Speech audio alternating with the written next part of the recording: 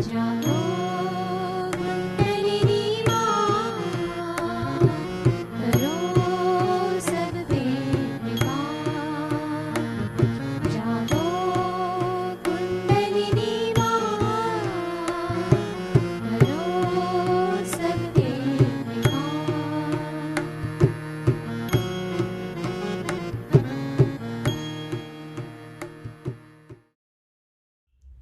जय श्री माता जी। सहजयोग ध्यान के दूसरे सत्र में आप सबका स्वागत है। आशा है कि आपने पहला सेशन का वीडियो देखकर कुंडलिनी जागृति एवं आत्म साक्षात्कार की अनुभूति पाया है। अगर आपने सेशन 1 का वीडियो नहीं देखा, ये हमारी आपसे विनती है कि कृपया सेशन 1 देखकर ही ये वीडियो देखें। आज के सत्र में हम तीनों नाड़ियों के बारे में जानेंगे।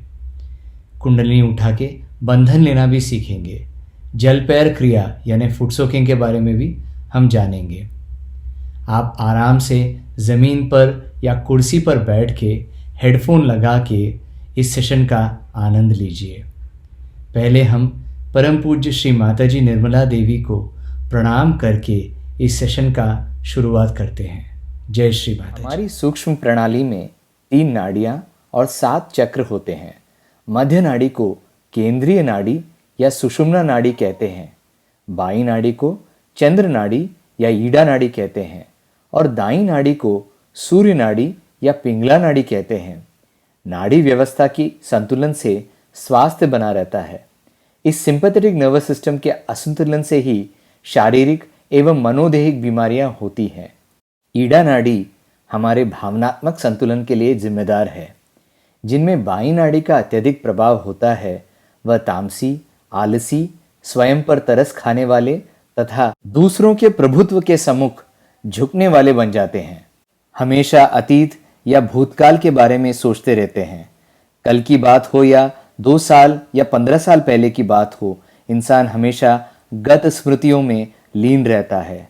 ऐसे क्यों हो गया, मेरे साथ ही ऐसे क्यों होता है, ऐसे सोचते हुए इंसान आत्मन्यूनता की भावनाओं में लुप्त हो जाता है। सुस्ती, आलस्य, निद्रालुता, अकेलापन, भय और चिंता, कार्य करने के लिए अप्रेरित होना, उदासीनता, रूमानी महसूस करना, डिप्रेशन, निराशा, दमन सहना, वर्चस्व खोना, अत्यधिक नकारात्मक भावनाओं से भावुक होना, ये सब बाईं नाड़ी के असंतुलन के संकेत हैं।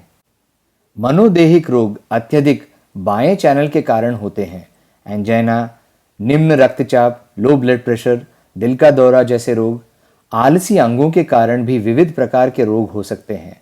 मांसपेशियों की कमजोरी, पोलियो, क्षय रोग, विषाणु संक्रमण, वायरल इन्फेक्शंस, कोरोना कोविड-19 वायरस भी ईड़ा नाड़ी के असंतुलन जिसमें ज्यादा है उन्हीं को हानि पहुंचाता है। स्किज़ोफ्रेनिया और विविध प्रकार के मानसिक विकार, डिप्रेशन, आत्मग्लानि और आत्महत्या के विचार भी बढ़ जाते हैं। सुस्त जिगर, lethargic liver, multiple sclerosis, spondylosis, sciatica और अन्य रोग भी होते हैं। इस नाड़ी को संतुलित करने से इन सब बीमारियों का समाधान मिलता है। ईड़ा नाड़ी अपनी इच्छा शक्ति का प्रतीक है। आत्म साक्षात्कार एवं आध्यात्मिक उन्नति शुद्ध इच्छा है। सहजयोग ध्यान से इस शुद्ध इच्छा की जागृति होती है। पृथ्वी तत्व पूरे बाईं ओर को और प्रथम चक्र मूलाधार को भी सहायता करती है। जमीन या घास पर बैठे बाएं हाथ की हथेली गोदी में श्री माता जी की तरफ रखकर दाहिनी हथेली को पृथ्वी पर रखें। अग्नि तत्व पूरे बाईं ओर विशेषकर दूसरे चक्र स्वादिष्टान की भी सहायता करता है। ध्यान में बैठकर बाएं हाथ को एक मोमबत्ती की ओर रख सकते हैं। सुबह की सूरज की किरणों को सिर के पीछे वाले हिस्से में पड़ने दें। ईड़ा नाड़ी के संतुलन के लिए अधिक प्रोटीन लें। ठंडे और जंक फूड न लें। सभी तरह के व्यसनों और आदतों से बचें। नियमित व्यायाम, खासकर पीछे की ओर झुकने वाले कुछ आसन कुछ हद तक इस नाड़ी के संतुलन में मदद कर सकते हैं। चलना और कार्यशील होना या किसी रचनात्मक कला का अभ्यास करना भी ईड़ा नाड़ी को कार्यान्वित करते हैं। नारियल या जैतून के तेल से सिर को और रीढ़ की हड्डी को मालिश करें। बच्चों, परिवार, दोस्तों और समाज के साथ समय बिताएं। दाहिने नाड़ी को सूर्य नाड़ी या पिंगला नाड़ी कहते हैं। पिंगला नाड़ी हमारे शारीरिक और मानसिक संतुलन के लिए जिम्मेदार है। इस नाड़ी की प्रभाव ज़्यादा होने से हम भविष्य की चिंता में डूबे रहते हैं। मेरा क्या होगा, कल कैसा रहेगा, 5 साल बाद क्या करूं, या आगे की प्रणाली और योजनाएं बनाते रहते हैं। भावनाहीन, गंभीर स्वभाव, चिड़चिड़ापन, हाइपर होना, अति आत्मविश्वास, आक्रामक और राजसिक प्रवृत्ति, अत्यधिक योजनाएं बनाना और आयोजन करना, काम में डूबे रहना, सैन्य शैली वाला अनुशासन, अहंकार, तनाव, परिवार को समय न देना, दूसरों की भावनाओं का परवाह न करना, गुस्सा, गाली गलौज इत्यादि सब दाहिने साइड के लक्षण हैं। जीवन शैली संबंधी विकार, लाइफस्टाइल डिजीजेस अत्यधिक दाहिने चैनल के कारण होते हैं। लीवर की गर्मी से दूसरे अंगों में गर्मी बढ़कर खराब हो जाते हैं। डायबिटीज़, अस्थमा, हार्ट अटैक, पक्षघात, चर्म रोग, एलर्जी, अल्सर, कब्ज, प्रोस्टेट, बांझपन, अनिद्रा, बैक्टीरियल इन्फेक्शंस और अन्य रोग पिंगला नाड़ी के असंतुलन के कारण होते हैं। सहयोग से इस नाड़ी को आसानी से संतुलन में लाया जा सकता है। आकाश में अदृश्य रहने वाले ईथर तत्व दाहिने बाग की गर्मी को खींच लेता है। दाहिने हाथ को श्री माताजी की तरफ रख के बाएं हाथ को आकाश की तरफ रखें। जल तत्व पूरे दाहिने हिस्से को शांति पहुंचाता है। समुंदर में खड़े होके या सहयोग जल क्रिया से पिंगला नाड़ी जल्दी संतुलन में आ जाता है। जिनकी दाहिनी भाग में अत्यधिक गर्मी है वो लिवर पे आइस पैक रखकर ध्यान करने से गर्मी कम हो जाता है। चांदनी रात में 10-15 मिनट बाहर बैठ के ध्यान करना भी लाभदायी हो सकता है। राइट साइड वाले खाने में ज़्यादा कार्बोहाइड्रेट लें। बहुत तीखे या मसालेदार आहार न लें। कोल्ड ड्रिंक, आइसक्रीम और चॉकलेट भी लिवर को गर्म कर देते हैं। पानी ज़्यादा पिएं। प्रकृति, हरियाली में सैर करें। ताज़ी हवा में सांस लें। अति व्यायाम न करें और शरीर को आराम दें। व्यायाम अगर करना ही है तो आगे की ओर झुकने वाले आसन करें। इनके लिए हर चीज़ में अति वर्जित है। वाद्य संगीत सुने और भक्ति रस का आनंद लें। प्रकृति के बीच शांत ठंडे स्थानों में परिवार के साथ समय व्यतीत करें। हम में से कुछ लोग ज़्यादा ईड़ा नाड़ी की तरफ होते हैं और कुछ लोग ज़्यादा पिंगला की ओर। ज़्यादातर लोग एक पेंडुलम की तरह ईड़ा और पिंगला के बीच इस तरह घूमते रहते हैं। सहयोग इस अति गति को रोककर हमें मध्य नाड़ी सुषुम्ना मार्ग में आध्यात्मिक उन्नति और शांति प्रदान करता है।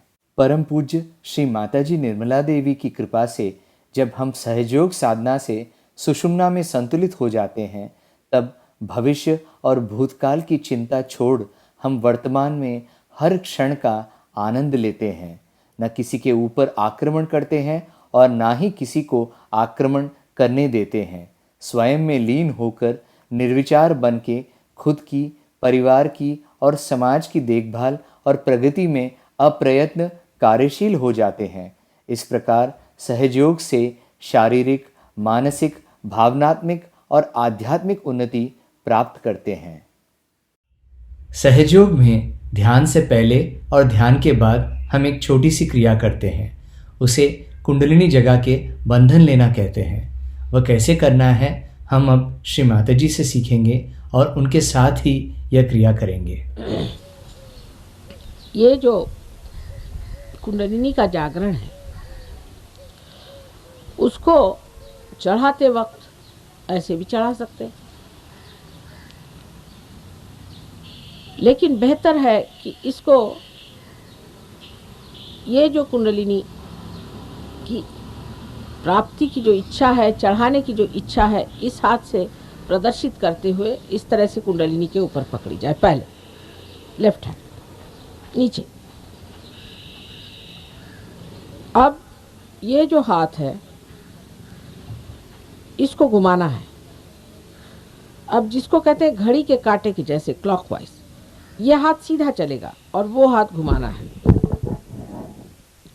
उसके लिए आप देखिए कि इस तरह से बिल्कुल ध्यानपूर्वक लेफ्ट हैंड को देखिए और कंधे ढीले छोड़ करके इसको ऐसे ऐसे ऊपर हाथ की ओर देखते रहे और हाथ ऊपर तक ले जाए और फिर ऊपर ले जा करके उसको 1-2 बार अच्छे से घुमा के बांध दें। ये पहली गांठ। ये है माँ काली की गांठ। अब दूसरी अब देखिए हाथ जल्दी उठेगा। अब ढीले छोड़ दीजिए कंधे और घुमाइए फिर से। ये दूसरी गांठ, ये महासरस्वती की गांठ ना, उल्टा हो रहा। हाँ, ये और ये हाथ घुमाना ही नहीं है, जब आप इसको ही घुमाना है, इसको सीधे चलाना है, इसको घुमाते घुमाते ऐसे ऐसे चलाना है, इस तरह से। अच्छा, अब दूसरा, तीसरी जो गांठ है ये महालक्ष्मी की गांठ है। पहली ईड़ा, पिंगला और सुषुम्ना, ये सुषुम्ना की गांठ। चलिए अब इसको इस तरह से ले जा करके ऊपर सर को घुमा के इस तरह से एक बार पहले बांधना, फिर दूसरे बार बांधना और फिर तीसरे बार इस तरफ खींच के, जिसे नील गांठ कहते हैं। अब देखिए हाथ, आप अपने ही को अपना कवच दे सकते, क्योंकि अब शक्ति बहने लगे।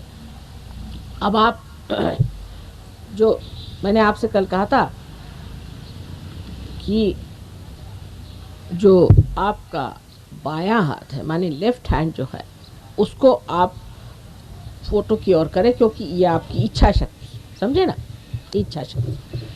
और राइट हैंड जो है दाहिना हाथ, उसको आप सर पे से पूरा उठा करके, पूरा यहाँ से उठा, जैसे आप बैठे हैं तो समझ लीजिए कि घुटने से ले कर के पूरा संभाल के ऐसे ला के छोड़ दें और फिर दूसरे बार फिर उठा के ऐसे छोड़ दें। 7 बार अगर आप इस तरह से करें, 2 फिर से करें, 3,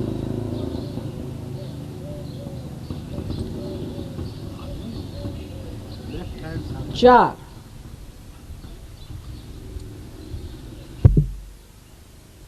और ये 5,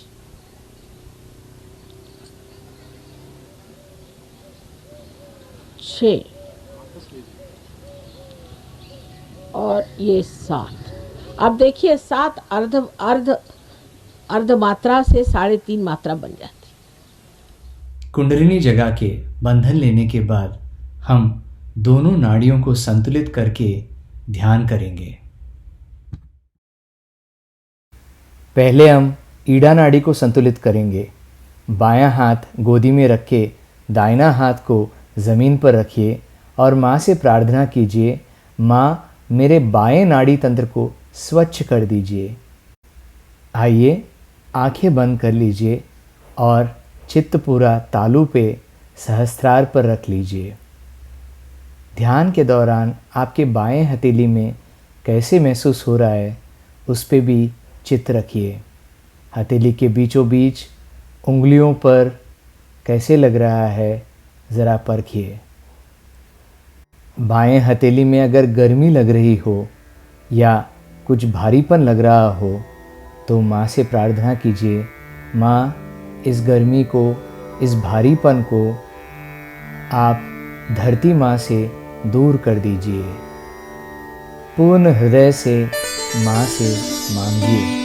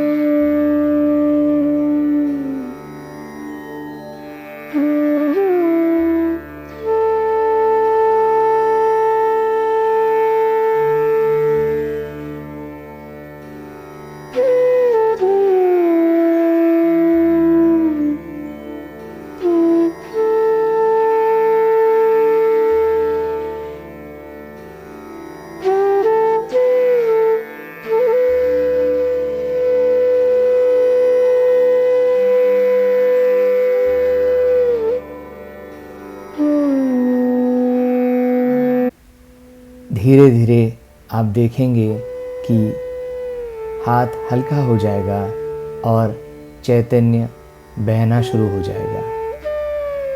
अब हम दाहिने भाग को संतुलित करेंगे।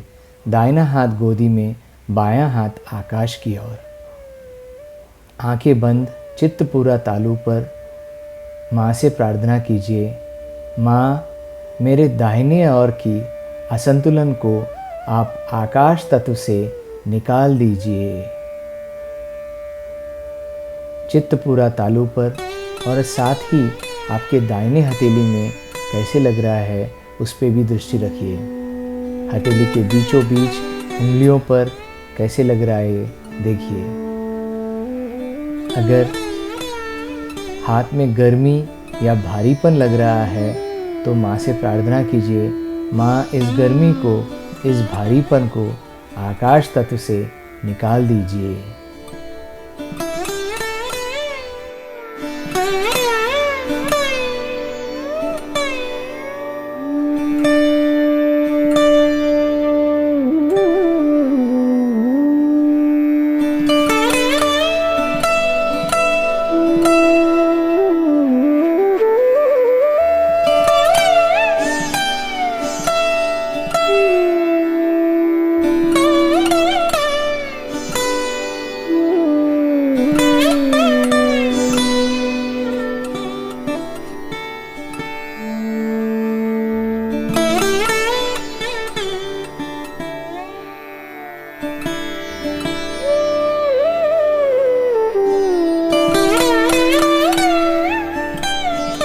धीरे धीरे आप देखेंगे कि दाहिना हाथ में चैतन्य बहने लगेगा और हाथ हल्का हो जाएगा और ठंडी चैतन्य लहरों की स्पष्ट अनुभूति मिलेगी।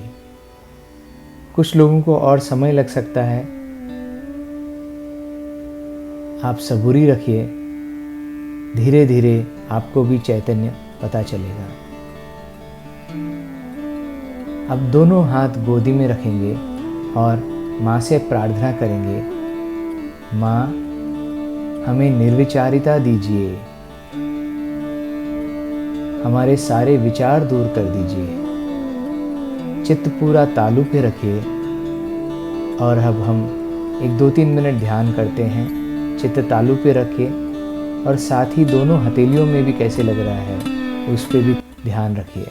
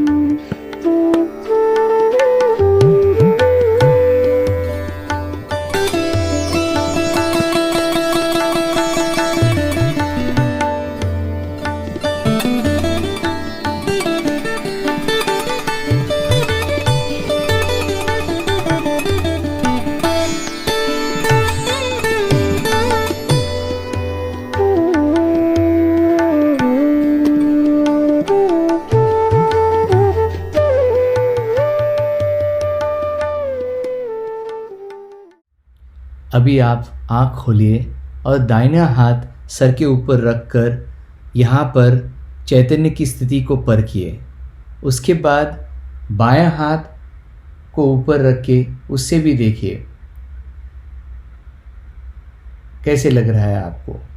प्रत्येक ध्यान सेशन में आपकी अनुभूति अलग और गहरी होती जाएगी। ध्यान में ही बैठकर चित्त तालु पर सहस्रार चक्र पर रख हम श्री माता जी की अमृतवाणी सुनेंगे। उसके बाद हम जल पैर क्रिया के बारे में जानेंगे। अभी हम श्री माता जी की अमृतवाणी को सुनते हैं। श्री गणेश को इस महाराष्ट्र में विशेषतः बहुत माना जाता है, क्योंकि यहाँ पर स्वयंभू अष्टविनायक है। अब लोग ये भी कह सकते हैं कि गणेश नाम की कोई चीज़ नहीं थी, और ये भी कह सकते हैं कि ये स्वयंभू अष्टविनायक नहीं। लेकिन आप जब आत्म साक्षात्कार को प्राप्त करते हैं, जब आप चैतन्य को प्राप्त करते हैं, तो आप पूछ सकते हैं कि क्या ये स्वयंभू है, क्या यह वास्तविक पृथ्वी तत्व ने बनाई हुई चीज़ है। गणेश की जो विशेषता है वो यह है कि वो हर चक्र पे विराजमान। सबसे पहले गणेश की ही स्थापना की गई थी, और गणेश जो है वो पवित्रता को फैलाने के लिए संसार में है, कि पहले सारा संसार पवित्र हो जाए। सबसे बड़ी चीज़ है पवित्रता। अगर पवित्रता नहीं रहेगी तो कोई सा भी सृजन नहीं हो सकता। अब समझ लीजिए, अगर कोई पेड़ है और उसके आसपास का वातावरण दूषित हो जाएगा तो वो पेड़ मर जाएंगे। इसी प्रकार इस सारी सृष्टि का जो वातावरण है उसे पूर्णतया शुद्ध करने के लिए ही श्री गणेश की स्थापना की गई थी। आजकल के इस वातावरण में लोग समझ नहीं सकते हैं कि पवित्रता चीज़ क्या है और पवित्रता का अर्थ क्या है। यही गणेश आगे जा कर के आपके आज्ञा चक्र पे ईसा मसीह के रूप से प्रकट हुए थे। इसलिए ईसा मसीह ने भी सबसे ज़्यादा पवित्रता का महत्व बताया कि आपकी आंखें तक पवित्र होनी चाहिए, क्योंकि आज्ञा चक्र पे है। आँखों में तक आपकी पवित्रता होनी चाहिए। अगर आपकी आँखों में पवित्रता नहीं है तो फिर आप किसी तरह से भी पवित्र नहीं माने जाएंगे। लेकिन इसका ये मतलब नहीं कि आप अपने को कहें कि हम में ये खराबी है, हमें वो खराबी है। किंतु श्री गणेश को अगर हम मानते हैं, उनकी हम पूजा करते हैं, तो उनके गुण भी हमारे अंदर आने चाहिए। तो पहला तो उनका गुण है कि पवित्रता। अब इस पवित्रता को हम किस तरह से पा सकते हैं? कहने से नहीं हो सकता। किसी आदमी से कहा जाए तुम पवित्र हो जाओ तो नहीं हो सकता। गंगा जल से नहाने से भी मनुष्य पवित्र हो, ऐसी बात नहीं। तो ये पवित्रता आने के लिए क्या करना चाहिए? इसके लिए आपके कुंडलिनी का पहले जागरण होना चाहिए। जब जागरण हो जाएगा तभी समझ लेना चाहिए कि धीरे धीरे ये जो कुंडलिनी है ये सब चक्रों को स्वच्छ कर देगी। लेकिन वहाँ पर भी श्री गणेश जी का कार्य है, क्योंकि ये चैतन्य है और वो चैतन्य स्वरूप श्री गणेश आपके हर चक्र को भी साफ करते रहते हैं। और अंत में जाकर के सहस्त्रार पर भी श्री गणेश आप जानते हैं कि सदाशिव के गोद में बैठे हो। ये जो भी चीज़ें हम लोगों को लगती हैं कि पौराणिक है, मैथोलॉजिकल है, ये सब की सत्यता सहयोग भी आप प्राप्त कर सकते हैं। पहले आपको केवल सत्य को प्राप्त करना चाहिए, एब्सोल्यूट ट्रूथ को। उसके बाद आप कोई भी सवाल पूछें, उसका जवाब सही माने में आपके उंगलियों के ऊपर आ जाएगा। आप इसे जानेंगे कि सत्य क्या है। किसी भी चीज़ को कह देने से कि असत्य है, वो चीज़ असत्य नहीं होती, उसकी खोजबीन करनी चाहिए। बड़ी ये गहरी चीज़ें हैं और श्री गणेश का कार्य तो अत्यंत अत्यंत गहरा है। और वो एक चिर बालक है, उनमें जो अबोधिता है, इनोसेंस है, वो एक चिर बालक है, वो बालक स्वरूप है। क्राइस्ट ने कहा है कि if you have to enter into the kingdom of God you have to become like children. इसका मतलब बच्चों में जो निश्चल स्वभाव होता है वो हमारे अंदर आना चाहिए। लेकिन वो ज़बरदस्ती करने से या कुछ रोज़ की अभ्यास करने से नहीं जाएगा। अगर आप ज़बरदस्ती करेंगे तो आपका अहंकार बढ़ जाएगा। अगर आप ये कहेंगे कि हम बड़े पापी हैं, हमने बड़े पाप किए, हम बड़े खराब हैं, तो आपका प्रति अहंकार बढ़ जाएगा। दोनों तरह से ये गलत बात है। तो इसके लिए करना क्या चाहिए? करना ऐसा चाहिए कि अपनी कुंडलिनी का जागरण पहले कर लें। कुंडलिनी के जागरण से आप दूसरे आयाम में, दूसरे डायमेंशन में उतरते हैं। दूसरे डायमेंशन में उतरते साथ धीरे धीरे अंदर से ही ये स्वच्छता होती रहती है। ये अनादिकाल से कुंडलिनी आपके अंदर स्थित है और ये उसी समय का इंतज़ार कर रही है, उसी के लिए बैठी हुई है कि जिस वक्त आपको ऐसी व्यक्ति मिल जाए जो आपकी कुंडलिनी का जागरण कर सके, क्योंकि ये आपकी माँ है और आपकी अपनी वैयक्तिक माँ है। वो आपके बारे में सब कुछ जानती है और जिस प्रकार आपकी माँ ने आपको जन्म देते वक्त सब तकलीफ़ें खुद उठाई, वो कुंडलिनी ही सारी तकलीफ़ें उठा देती है और आप इस आत्म साक्षात्कार को प्राप्त होते हैं। इस आत्म साक्षात्कार को प्राप्त होने के बाद आपको सिर्फ इतना करना है कि अपने इस योग को जो आपका अब परम चैतन्य के साथ हुआ है उसके साथ एकाकारिता स्थापित करनी। चारों तरफ हम लोग देखते हैं, फूल देखिए कितने सुंदर है, सृष्टि कितनी सुंदर है, पर हम कभी सोचते भी नहीं कि ये कैसी बनी, इसको कौन बनाता है। एक फूल के पौधे एक ही ऊंचाई तक बढ़ते हैं, कोई पेड़ एक ही ऊंचाई तक बढ़ते हैं, ये सारा कौन करता है? इसे आपको पातंजल में अगर आप देखे जाए तो लिखा हुआ है कि ऋतंभरा प्रज्ञा, इसका नाम उन्होंने ऋतंभरा प्रज्ञा कहा। लेकिन यही ब्रह्म चैतन्य है, यह परम चैतन्य है जो चारों तरफ फैला हुआ है और जिसके लिए आदि शंकराचार्य ने बताया हुआ है कि सलीलम सलीलम, ठंडी ठंडी हवा इसकी लहरें आती। बाइबल में भी इसको cool bridge of the Holi ghost कहा गया। इस प्रकार की कुंडलिनी हमारे अंदर है और वो बिल्कुल व्यवस्थित रूप से इसी के इंतज़ार में है कि कब आपका पुनर्जन्म है। अभी तक अमीबा से इस स्थिति में हम आ गए कि इंसान बन गए, लेकिन इससे कोई ना कोई ऊंची स्थिति ज़रूर होनी चाहिए। अगर हम सत्य को प्राप्त किए होते तो आज कल के जो झगड़े हैं ये न रहते। हम सब एक मन से, एक विचार से, एक सत्य के साथ जीते। लेकिन ये जो झगड़े हो रहे हैं इसकी वजह यही है कि हम लोगों ने अभी तक उस केवल सत्य को प्राप्त नहीं किया। और जब तक हम उस सत्य को प्राप्त नहीं करेंगे तब तक उत्क्रांति माने इस एवोल्यूशन की जो चरम सीमा है उसे हमने प्राप्त नहीं किया। उसको प्राप्त किया बगैर हम लोग कभी भी शांति से, सुख से, समाधान से रह नहीं सकते। संसार के जितने भी प्रश्न हैं अधिकतर मनुष्य ने ही खड़े किए हुए। इस मनुष्य के परिवर्तन के लिए श्री गणेश का बहुत कार्य है, बड़ी मेहनत करते हैं। इनके गण हैं इसलिए इनको गणपति कहा जाता है और ये हर समय माँ की सेवा में लगे रहते हैं और हर जगह जहाँ भी ज़रूरत होती है तुरंत दौड़ के जाएंगे और कार्य करते हैं। अब ये सब चीज़ें ऐसी लगती हैं जैसे कोई स्वर्गीय चीज़ें हैं और इसका मनुष्य से कोई संबंध नहीं, लेकिन इसी दुनिया में हम लोग उस स्वर को स्थापित कर सकते हैं जिसकी महिमा शास्त्रों ने गाई हुई है।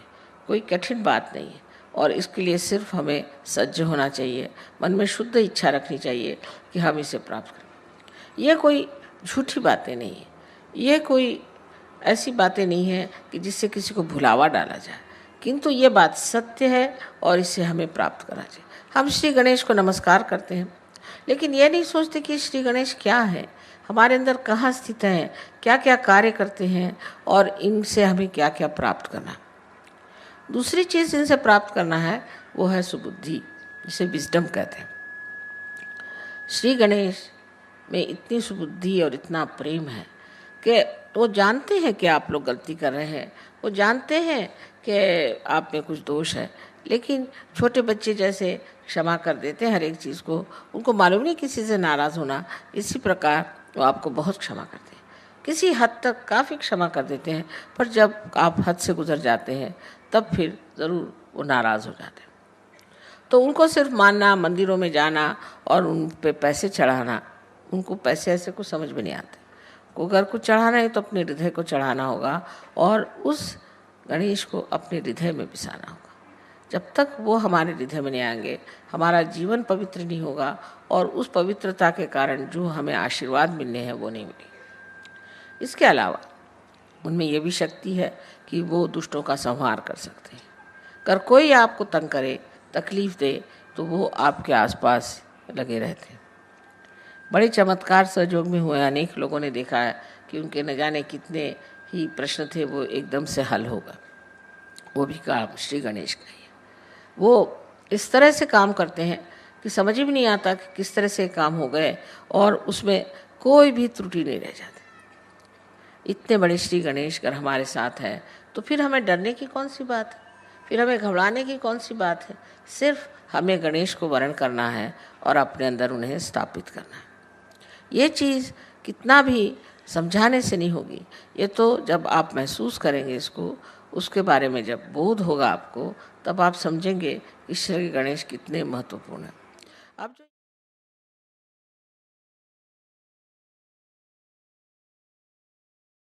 श्री गणेश अपने मूलाधार चक्र पर विराजमान हैं। ध्यान में ही बैठे रहें और आपके अंदर से जो चैतन्य बह रहा है उसका आनंद लीजिए। ध्यान के बाद फिर से एक बार अपनी चैतन्य स्थिति को परखते हैं। सर के ऊपर, दाहिने हाथ सर के ऊपर रखिए।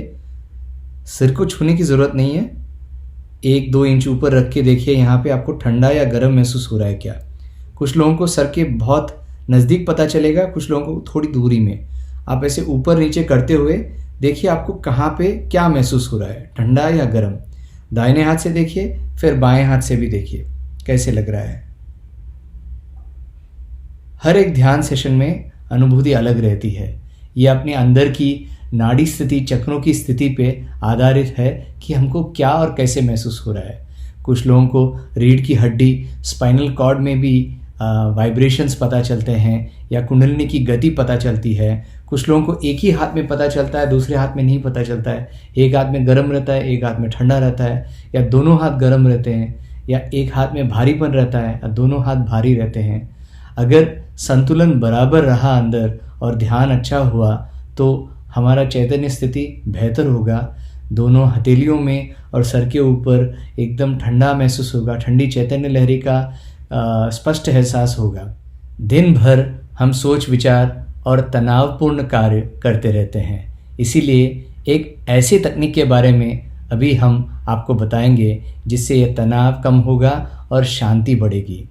यह क्रिया रात को सोने से पहले आप कर सकते हैं। इसे जल क्रिया, जल पैर क्रिया या फुट सोकिंग कहते हैं। सभी सहयोग के साधक इस क्रिया को कर सकते हैं। खासकर जिन लोगों को एक या दोनों हाथों में गर्मी या भारीपन का एहसास हुआ और विचार भी ज़्यादा आ रहे हैं तो वो लोग इस क्रिया को ज़रूर करें। जय श्री माता जी। परम पूज्य श्री माता जी की कृपा में नए साधकों के लिए आज परम पूज्य श्री माता जी ने बताई हुई नमक पानी उपचार पद्धति हम देखने जा रहे हैं। ये उपचार पद्धति में जो सामग्री लगती है वो हम प्रथम देखते हैं। सबसे पहले एक धातु का टब होना जरूरी है और जिसमें ठंडा पानी रखा हुआ है। हमारे दोनों टखनों डूबने चाहिए, इतना ही पानी लेना है। फिर 1 लोटा पानी जो पैर धोने के लिए रखा है और एक कपड़ा पैर बाहर निकालने के बाद पोंछने के लिए, और साथ में खड़ा नमक। ये सारी विधि परम पूज्य श्री माता जी की प्रतिमा के सामने एक दिया लगा के करनी होती है। नए साधकों के पास शायद प्रतिमा नहीं होगी, लेकिन कम से कम आप दिया तो जरूर लगा सकते हैं और प्रतिमा को आपके मोबाइल पे या टीवी पे देख सकते हैं। तो ये विधि करने के पहले हमको प्रथम कुंडलिनी चढ़ा के बंधन लेना होता है, तो वो पहली विधि कर लेते हैं। उससे भी पहले आपको एक बार माँ से विनती करनी है, परम पूज्य श्री माता जी कृपा करके ये विधि हमसे करवा लीजिए और हमारे अंदर का असंतुलन और दोष इस नमक पानी में निकल जाए, ताकि हमारी शक्ति जागृत होए। यही आपके चरणों में नम्र प्रार्थना। अब पहले हम कुंडलिनी चढ़ा के बंधन लेते हैं।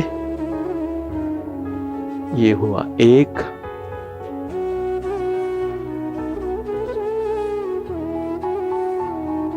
अब 2 बार बांध दिया और फिर 3 बार। अब 7 बार बंधन लेना है, लेफ्ट से लेके राइट, राइट से लेके लेफ्ट। ये हुआ 1, 2, 3, 4, 5, 6 और ये हो गया 7 बार। अब हम ये जो नमक है, खड़ा नमक, 3 मुट्ठी खड़ा नमक हम इस पानी में डालेंगे।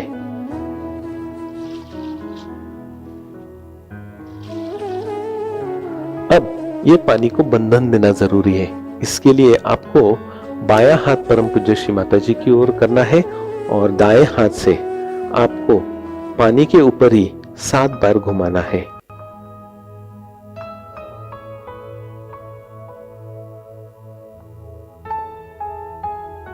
ये हो गया बंधन दे दिया, ताकि आपके हाथ का परम चैतन्य उसमें जाए और उसके अंदर की शक्ति जागृत हो।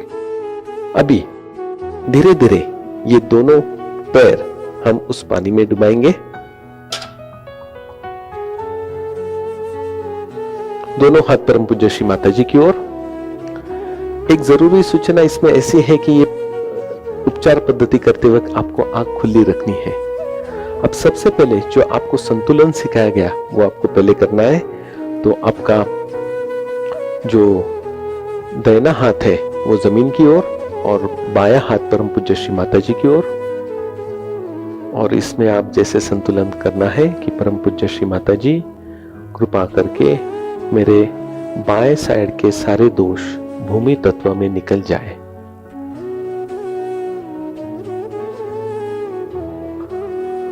संतुलन ये साइड का होने के बाद फिर आपको दूसरे साइड का संतुलन करना है।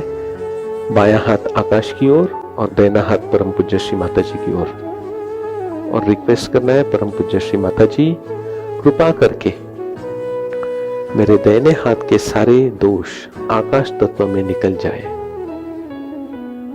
और फिर इस अवस्था में थोड़ी देर बैठना है। ये दोनों होने के बाद फिर आपके दोनों हथेली उंगलियों में और उंगलियों के सिरों पे कुछ महसूस होता है क्या, वो आपको देखना है। और साथ में ही आप आपका तालू पे हाथ रख के, दाहिना हाथ तालू पे रख के दबा के घुमा सकते हैं, ताकि हमारा चित्त ये हथेली पे और तालू पे जो महसूस होता है उसकी ओर रहे। इस अवस्था में थोड़ी देर रुकना है। और एक काम कर सकते हैं आप, जैसे कि आपका ये जो दाहिना हाथ है उससे आप धीरे धीरे क्लॉकवाइज घुमा सकते हैं हर एक चक्र के सामने। जैसे कि आपको पहले ही जो चक्र बताए थे उस चक्रों पे, जैसे कि पहला मूलाधार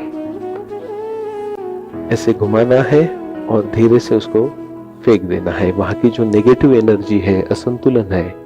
फिर स्वादिष्टान, नाभि, ऐसा एक एक चक्र करके आप तालू तक आ सकते हैं। और फिर ये क्लियरेंस होने के बाद आपको थोड़ी देर इसमें ध्यान करना है आंख खोल के। ये पूरी विधि ज्यादा से ज्यादा 8 से 10 मिनट की है और ये विधि होने के बाद ध्यान करना होता है। तो ये सारा विधि होने के बाद फिर आप परम पूज्य श्री माता जी को वंदन करें और फिर जो लोटे में पानी दिया है वो पानी से आप आपके पैर धोएं और फिर आपका पैर कपड़ों पे रखें।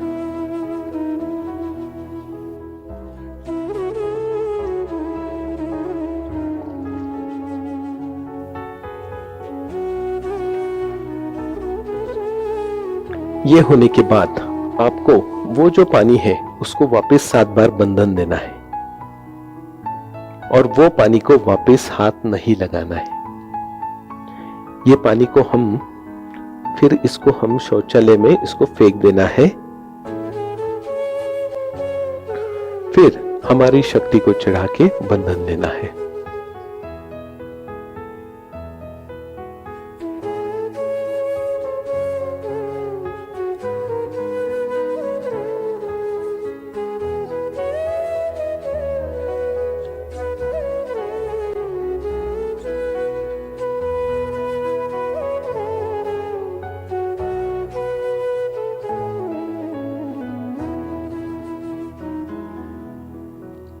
प्रतिदिन आप सुबह का ध्यान और शाम की जल क्रिया ज़रूर करें। हर ध्यान सेशन के बाद आप देखिए कि आपकी चैतन्य स्थिति कैसा है। सेशन 3 का वीडियो ज़रूर देखें। इसमें हम पहले के 3 चक्र मूलाधार, स्वाधिष्ठान और नाभि चक्रों के बारे में बताएंगे और भवसागर और गुरु तत्व के बारे में भी हम बताएंगे। अगले सेशन में फिर मिलेंगे। जय श्री माता जी। आपके कोई भी सवाल हों तो आप इस नंबर पे संपर्क कर सकते हैं, ईमेल भी भेज सकते हैं या नीचे कमेंट भी दे सकते हैं। सहयोग के बारे में और जानकारी के लिए सहयोगा mumbai.org या सहयोगा.org वेबसाइट देख सकते हैं।